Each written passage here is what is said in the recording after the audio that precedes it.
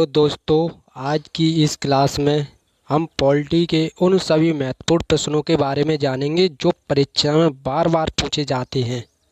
तो चलो, राज्य के नीति निर्देश सिद्धांत को भारतीय संविधान में शामिल किए जाने का उद्देश्य है सामाजिक और आर्थिक प्रजातंत्र को स्थापित करना।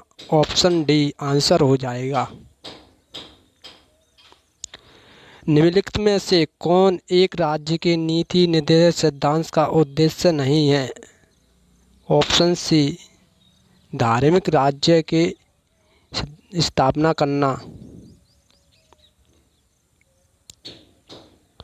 राज्य के नीति निर्देश सिद्धांत किस प्रकार मौलिक अधिकारों से भिन्न है?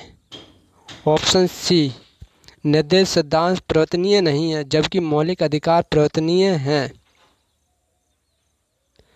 निर्देश तत्व है अबाध योग्य। निम्नलिखित कथनों पर विचार कीजिए। भारत के संविधान के संदर्भ में राज्य की नीति के निर्देश तत्व नंबर 1 विधायिका के कृत्यों पर निर्भर करते हैं, कार्यपालिका के कृत्यों पर निर्भर करते हैं। तो ऑप्शन डी हो जाएगा, ना तो 1 ना ही 2। भारत के संविधान के भाग 4 में अंतर्निहित प्रावधानों के संदर्भ में निम्नलिखित कथनों में से कौन सा सही है? तो आंसर हो जाएगा डी।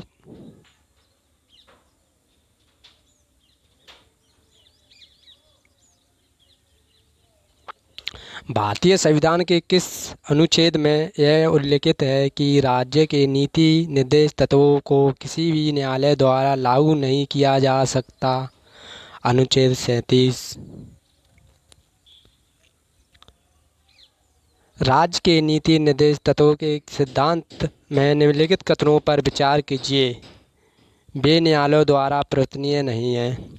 कानून निर्माण में इन सिद्धांतों को लागू करना राज्य का कर्तव्य होगा। तो दोस्तों, दोनों सही हो जाएंगे। राज्य की नीति के निर्देश तत्वों के बारे में निम्नलिखित कथनों पर विचार कीजिए। नंबर 1, ये तत्व देश के सामाजिक आर्थिक लोकतंत्र की व्याख्या करते हैं। दूसरा, इन तत्वों में अंतर्निहित उपबंध किसी न्यायालय द्वारा परिवर्तनीय नहीं है। तो ऑप्शन सी हो जाएगा, दोनों सही। राज्य के नीति निर्देश सिद्धांतों के बारे में निम्न में से कौन सा कथन सही नहीं है? तो ऑप्शन सी हो जाएगा। दोस्तों, यह राज्य पर एक कानूनी कर्तव्य लागू करते हैं। कल्याणकारी राज्य की संकल्पना का समावेश भारत के संविधान में है। राज्य के नीति निर्देश तत्वों में ऑप्शन ए सही हो जाएगा। भारत के संविधान का कौन सा भाग कल्याणकारी राज्यों के आदर्श की घोषणा करता है? ऑप्शन ए राज्य की नीति के निर्देश तत्व। संविधान का कौन सा भाग कल्याणकारी राज्य का आदर्श घोषित करता है? Option D. ये दोस्तों रिपीटेड हो गया। भारत के कल्याणकारी राज्य होने का विचार पाया जाता है। Option D. ए तथा सी दोनों। राज्य के नीति निर्देश तत्व सहज अध्ययन के लिए निम्न में से कौन से भागों में विभाजित किया जा सकता है? उपयुक्त सभी हो जाएंगे। भारतीय संविधान में सम्मिलित नीति निर्देश तत्वों की प्रेरणा हमें किस संविधान से प्राप्त हुई? आयरलैंड के संविधान से। भारतीय संविधान में राज्यों के नीति निर्देश तत्वों को निम्न में से किस देश के संविधान से लिया गया है? दोस्तों, आयरलैंड के संविधान से लिए गए हैं। भारतीय संविधान में राज्य के नीति सिद्धांतों का विचार लिया गया है आयरलैंड के संविधान से।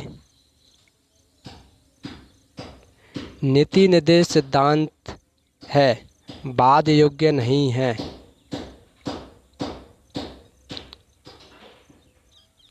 भारत के संविधान के अनुसार निम्नलिखित में से कौन सा देश शासन के लिए आधारभूत है?